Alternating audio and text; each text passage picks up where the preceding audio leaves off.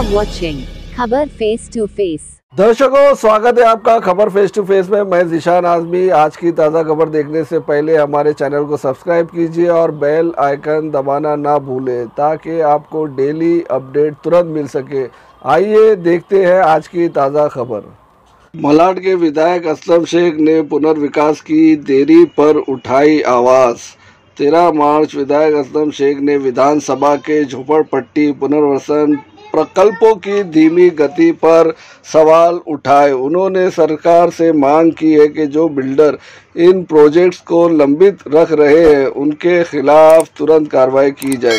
वहीं मालवनी की जनता भी ये उम्मीद लगाए कि विधानसभा में मालवनी की समस्याओं को भी उजागर किया जाए। वो उम्मीद कर रहे हैं कि विधायक असलम शेख सड़क, अस्पताल और ट्रैफिक की समस्याओं पर भी ध्यान देंगे। क्या जल्द कोई समाधान निकलेगा?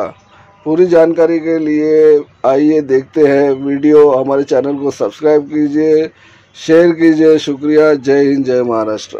असलम शेख अध्यक्ष महोदय, ज्या विकासकांनी सबमिशन केलंय आणि एलवाई घेतलेली आणि 3 वर्षापेक्षा जास्त जसे होऊन गेलेले आहे त्यांना 13-2 करून त्यांना बाहेर करायचा निर्णय या सभागृहाने 1 वर्ष आधी घेतलेला आहे आणि आज 1 वर्ष होऊन गेल्यानंतर सुद्धा काही प्रकरणं अजूनही एसआरनी का पेंडिंग ठेवलेली आहे?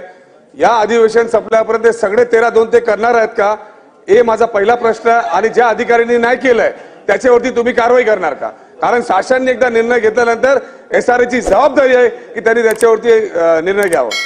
सन्मान्य अध्यक्ष महाराज, असलम शेख साहेबांनी जो प्रश्न उपस्थित केला त्याचं उत्तर मागाशी मी दिलेलं आहे की साधारणतः 517 पैकी 273 विकासकांना काढून टाकण्यात आलेला आहे आणि जे काय प्रलंबित असतील, आपण मी आता सुद्धा कॅप्टन साहेबांच्या प्रश्नाला उत्तर देताना सांगितले की त्यांना एक अंतिम संधी, शेवटचं नोटीस या ठिकाणी दिलं जाईल आणि शेवटचं नोटीस देऊन सुद्धा जर त्यांनी मुदतीत काम चालू केलं नाही तर त्यांच्यावर कारवाई केली जाईल।